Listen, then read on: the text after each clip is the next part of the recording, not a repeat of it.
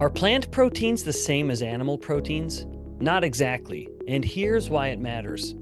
Animal proteins, like meat, eggs, and dairy, give you all the essential amino acids your body needs, and you absorb them easily. That means more muscle support and better metabolic benefits per serving. Plant proteins can still work, but they're missing some amino acids and they're harder to digest. Because of that, you often need more plant protein to get the same effect. But plants also contain natural antinutrients that can compromise digestion, and plant protein powders are more likely to contain heavy metals from the soil. Bottom line, both can be part of a healthy diet. Just remember, they are not one-to-one. If you rely on plants, aim for more total protein. This is lecture 126 of the Metabolic Classroom. Looking to improve your own metabolic health? Visit insuliniq.com for courses, coaching, consultations, and a 10-day free community membership trial. To dive deep into the science behind metabolic health, become an insider at benbikman.com, where you'll enjoy my exclusive content, ad-free podcasts, live stream Q&A access, and more. Welcome to the Metabolic Classroom. I'm Professor Benjamin Bikman, a biomedical scientist and professor of cell biology. Today, we are addressing one of the most debated topics in nutrition, plant versus animal, and that's protein, of course.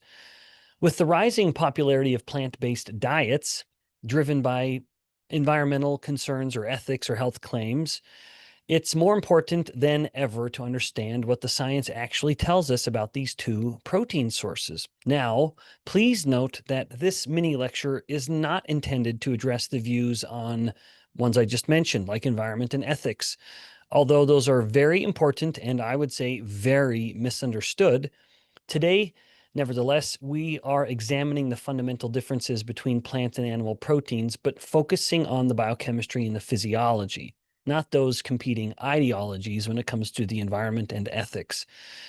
As we go through the mini lecture, we're going to start with an overview of the amino acid profiles, and then we'll get into digestibility and bioavailability, and then also some factors that get overlooked, but actually influence the ones I just mentioned, like antinutrients and even heavy metal contamination in plant proteins.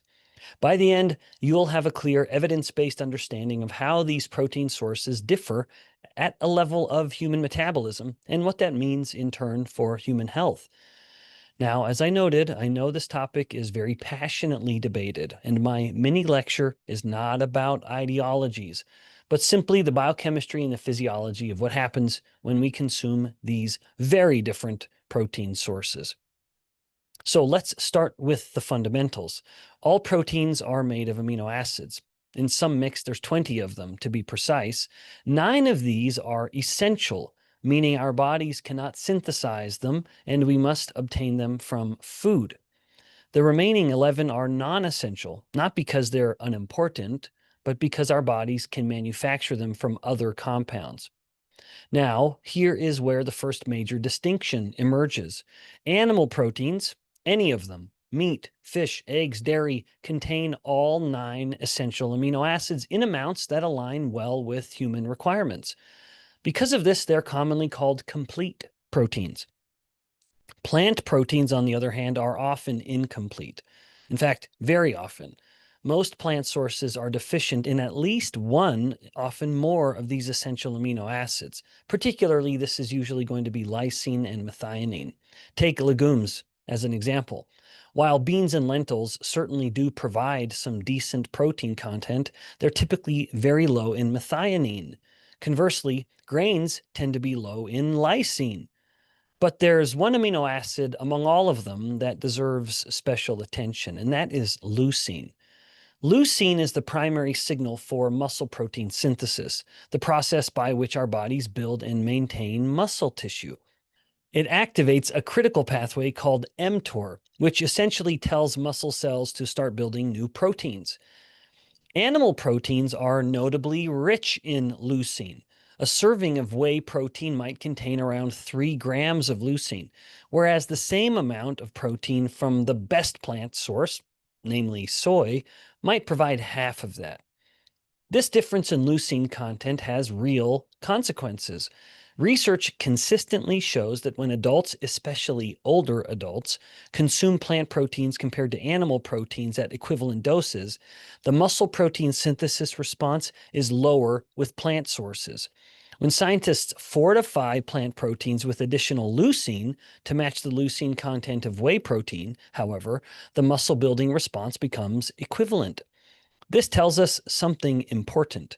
It's not that plant proteins can't support muscle synthesis. They can, but they need to be consumed in higher amounts and ideally with attention to their amino acid profiles. But as you'll see in a moment, there are consequences to eating more plant protein that are not good. Nevertheless, for most people eating a varied diet, combining different plant proteins throughout the day, say from beans with rice, can provide a complete amino acid profile. But this requires knowledge and planning that isn't necessary with animal protein, which deliver complete profiles in a single and much smaller serving. Now, moving on, even if a protein source contains adequate amino acids on paper, that what matters ultimately is how much of those amino acids actually make it into your bloodstream and tissues. This is where digestibility and bioavailability come into play. And here we see another significant divergence between plant and animal proteins. Digestibility refers to how well the protein is broken down in the gastrointestinal tract. Animal proteins have digestibility scores around the mid or even high 90%. Plant proteins, by contrast, typically range from 70 to 80. This means if you eat 100 grams of plant protein with 75% digestibility, you're effectively getting only 75 grams worth of amino acids into circulation. With animal protein at, say, 93% digestibility, that same 100 grams yields 93 grams of bioavailable amino acids. The scientific community has developed scoring systems to account for these differences. The older system, called Protein Digestibility Corrected Amino Acid Score, or PDCAAS, has largely been replaced by a more sophisticated measure called DIAAS, or Digestible Indispensable Amino Acid Score. The DIAAS measures the digestibility of individual amino acids at the end of the small intestine, giving us a more accurate picture of what's actually absorbed. When we look at DIAAS scores, animal proteins consistently rank as high quality, in fact, typically scoring well above 100. Plant proteins do have a much higher degree of variability. Soy protein isolate, perhaps the best of the plant proteins, scores around in the 90s, approaching animal protein quality. But remember, the score actually goes above 100. This is why I somewhat resent this scoring system. But even still, other plant proteins fall short. For example, wheat protein scores around 40, and several legume proteins are in the 70s. Recent human studies using stable isotope tracers have directly measured amino acid appearance in the blood after consuming equivalent portions of animal versus plant proteins. In one particularly well-designed crossover trial, young and older adults consumed 2-ounce equivalents of either pork, eggs, black beans, or almonds. The results were striking. Both pork and eggs resulted in significantly higher circulating essential amino acid levels compared to black beans, which in turn were higher than the almonds. For the plant sources to achieve similar amino acid availability, subjects would need to consume considerably larger portions. Part of this digestibility difference comes down to structure. Plant proteins are embedded in cell walls made of cellulose and other fibers that our digestive enzymes cannot fully break down. Even with cooking, which helps, some of the protein remains trapped within these structures, passing through the digestive system without being absorbed. Animal proteins lacking cell walls are more accessible to our digestive enzymes from the start. There's also a phenomenon called splanchnic extraction. Essentially, the liver and intestines taking their cut of amino acids before those amino acids make it to the general circulation and muscle tissue. Studies using tracer techniques show that plant proteins undergo greater splanchnic extraction than animal proteins. More of the amino acids from plant proteins are diverted to the liver and intestines, where they're often oxidized for energy or used for urea synthesis or simply extracted, rather than being delivered to the muscle for muscle protein synthesis. Now, I've been touching on this, but this is a topic that's often downplayed in discussions about plant proteins, namely anti-nutrients. These are naturally occurring compounds in plant foods that interfere with nutrient absorption or digestion. They're not overtly or immediately harmful in the way a toxin might be, but they do reduce the nutritional value of plant proteins, sometimes significantly. But to be clear, some of these have been implicated in exacerbating autoimmune disorders. More on that in a moment.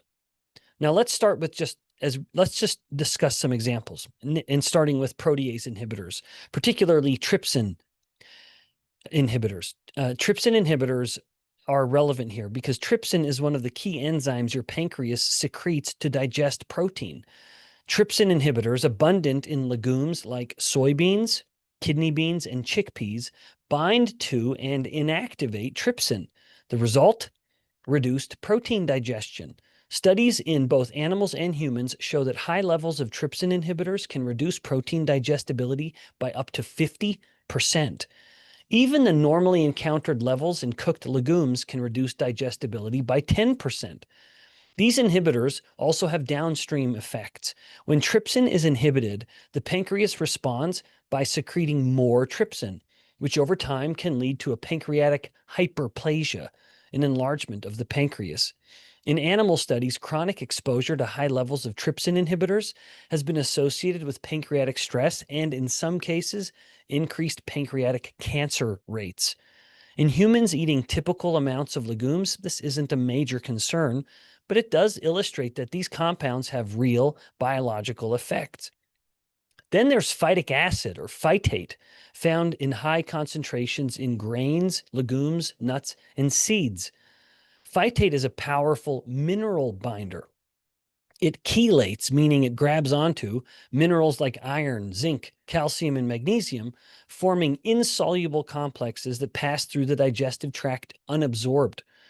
For populations heavily reliant on grains and legumes, phytate-induced mineral deficiencies are a documented problem, particularly iron and zinc deficiency.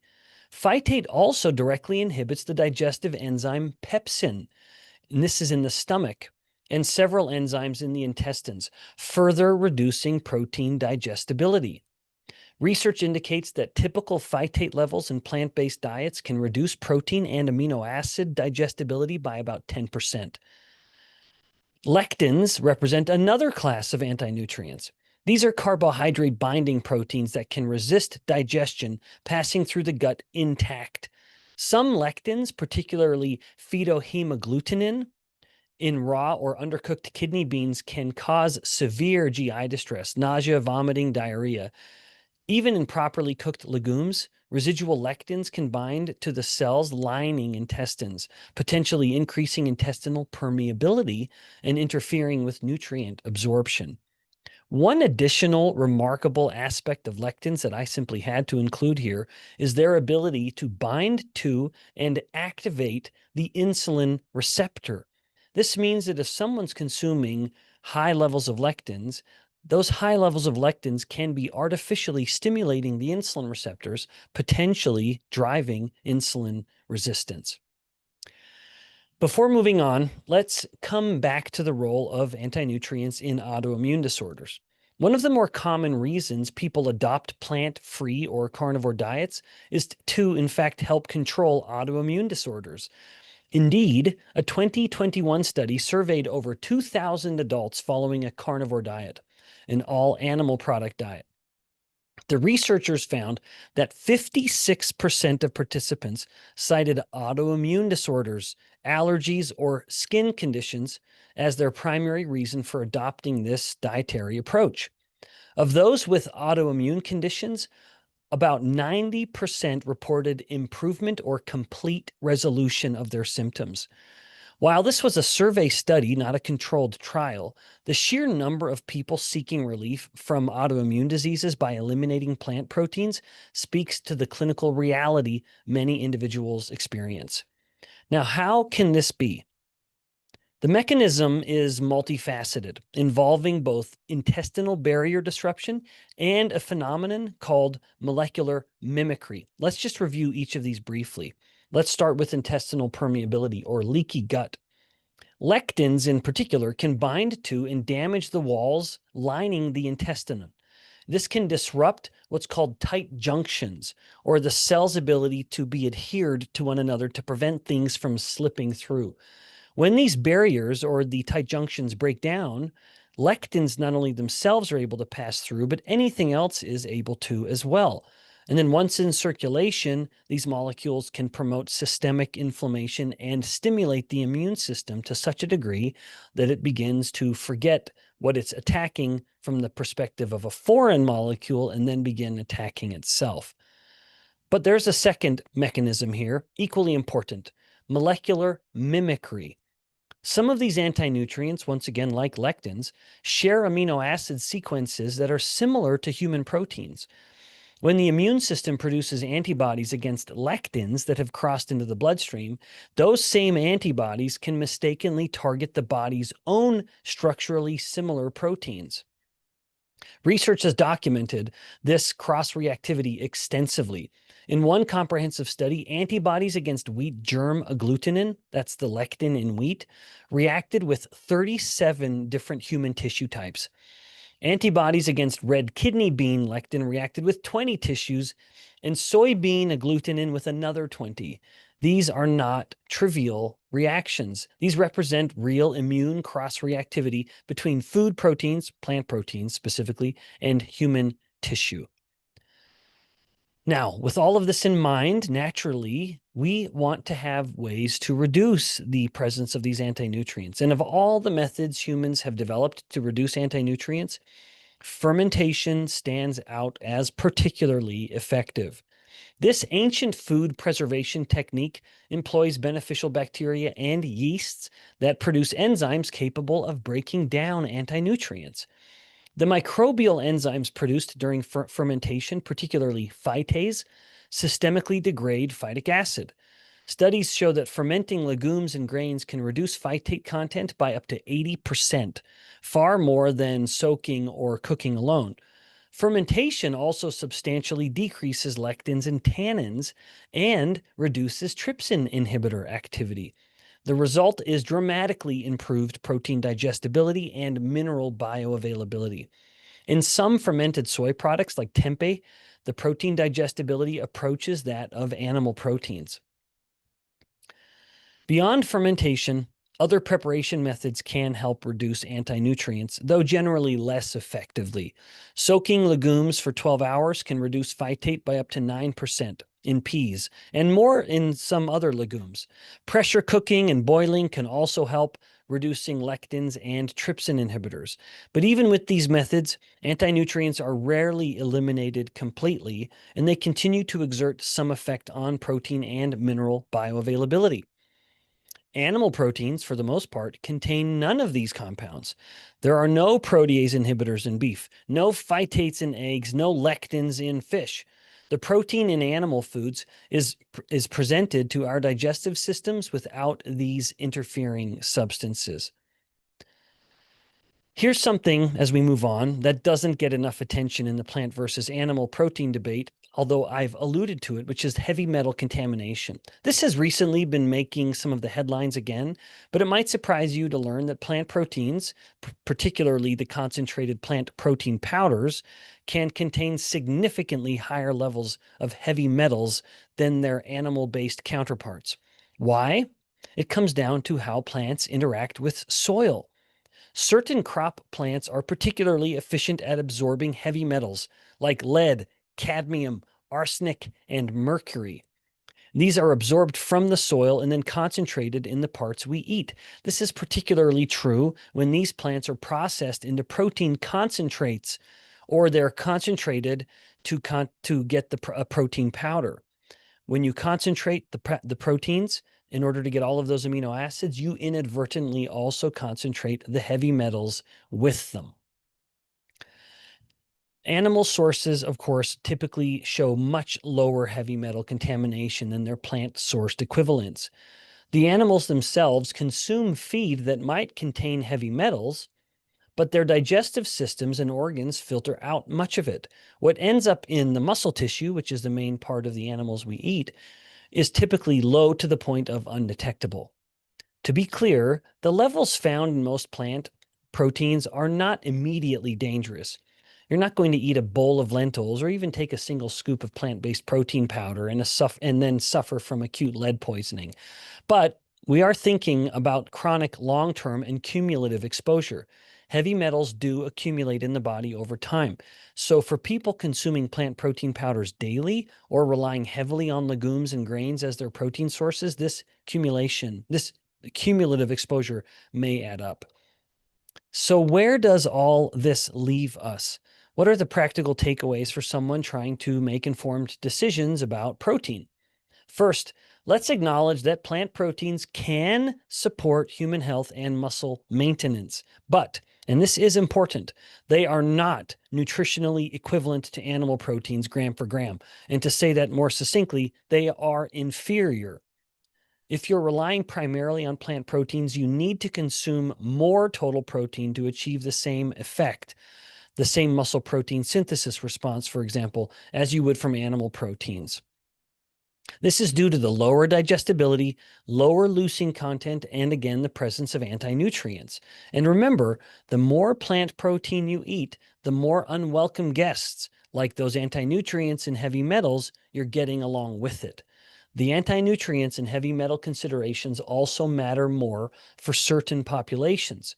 Pregnant women, young children, and individuals with marginal nutrient status are more vulnerable to the mineral binding effects of phytates and to heavy metal exposure. For these groups, ensuring adequate intake of highly bioavailable protein and minerals from animal sources, I would submit, is particularly important. Also, for older adults, the differences are more relevant. Aging is associated with anabolic resistance, something I have addressed previously. The muscles become less responsive to the signal from protein and amino acids. Older individuals, to put it bluntly, need more protein, and specifically more leucine, to stimulate muscle protein synthesis at the same rate as their younger individuals or younger selves. Several studies have shown that older adults consuming plant proteins show blunted muscle protein synthesis responses compared to animal proteins at equivalent doses. Now, none of this means plant proteins need to be avoided. Legumes, nuts, seeds, and whole grains may offer compounds that are considered healthy, like fiber or polyphenols or various vitamins and minerals. For most people, a diet that includes both plant and animal proteins is fine. But if you choose to rely exclusively on to get your proteins from plant sources, you need very careful planning. If you're using plant protein powders, the data on heavy metals suggests that whey and other animal-based protein powders are safer and much more effective choices. If you do prefer plant-based powders, not only look for third-party testing that includes heavy metal content, but also I would try to avoid taking them daily, frankly. And then in conclusion, when it comes to protein, there is a clear winner. In every metric, animal-sourced protein outperforms all plant-sourced proteins. Unfortunately, various ideologies tend to muddy what should be a very clear conclusion. I hope you have found this information helpful and that you're able to make prudent and healthy decisions accordingly. Class dismissed. Until next time, more knowledge, better health.